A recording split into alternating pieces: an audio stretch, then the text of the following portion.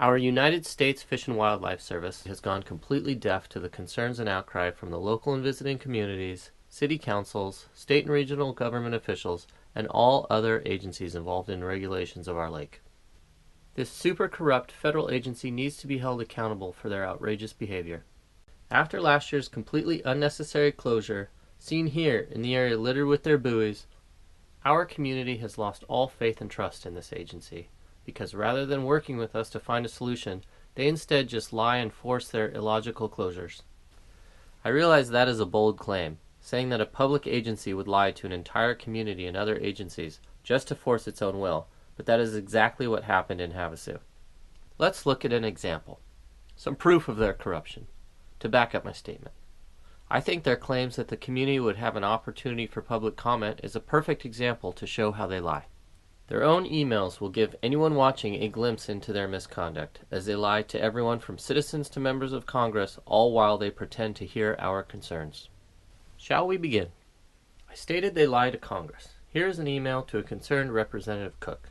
They state before the closure they will draft a proposal and map which would be sent out for a 30 to 60 day public comment period. Did they do either of these things they promised Congress? Nope. No draft, no map, no public comment. They wanted it closed, so they skipped all protocol and planted their buoys. In January, USFWS even lied to the kayaker they were trying to appease, arguably their only advocate, stating USFWS was in the process of drafting a proposal to send out for public comment. Think that was true? Nope. Lie. They lie to everyone. This agency is so corrupt they even lie amongst themselves. In an interdepartment email in February, the USFWS states it will notify the public and request written comments from the public, even stating that they had a mailing list of known interested parties. Shockingly, no one on this list was ever contacted. I know I never received an email, and according to this FOIA request, neither did the City Council, Police, BLM, Coast Guard, Havasu Marine Association, local press, or anyone else involved in using or patrolling this waterway. They must have forgotten. Oops! By late February, the manager stated their staff had completed an internal review and was waiting to hear back from the regional office, at which time they again state media and interested parties would be notified and a 30 to 60 day public comment period would be required before the proposal was finalized. Think this happened? Nope. Just more lies. So, to review. The U.S. Fish and Wildlife Service has lied to Congress, itself, the public, and the one kayak who forced the closure. Perfect. Great work, U.S. Fish and Wildlife Service. Our story and emails continue the day after the closure. With the community up in arms and thoroughly confused, many individuals reached out to the Lake Havasu Marine Association, as they are responsible for maintaining many buoys and markers. Again, USFWS fields the Marine Association's concerns with a similar response, this time saying public involvement from all user groups will be welcome. Another lie. Then, even acting regional director got on board with the lies, and the lies got more blatant.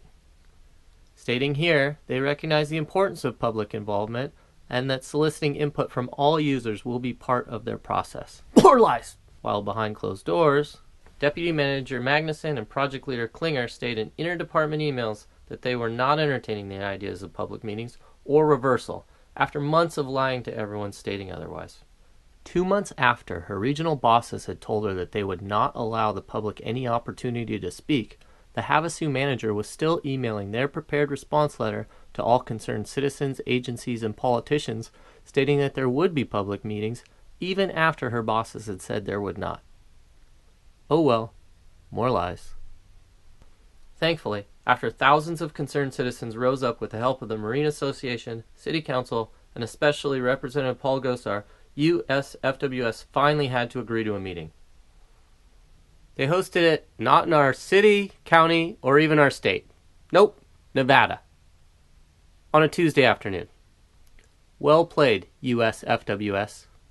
After the meeting, I thought that maybe all their claims weren't lies. Maybe they would hear the overwhelming public concern. Southwest Director Tuggle stated the agency recognized the significance of its actions and would finally listen to everyone involved as their countless emails had promised. But they didn't. Shocking, right? One more lie to add to the list. I'm sure USFWS will say they did hold a public meeting, that they kept their promises, and that we as a community finally got a chance to speak out against their completely unjustified closures. But wait, did they? When I asked the agency regarding the justification of last year's closure and views on restoring the buoys to where they belong, I got this email. USFWS states that while they discussed last year's closures in the 2016 draft and meetings, it was only for background information. Specifically, they wrote, "Our intent for public comment was to gain comments, but had no intention of actually listening or reversing their decisions." Apparently, I stumbled upon the only time they told the truth.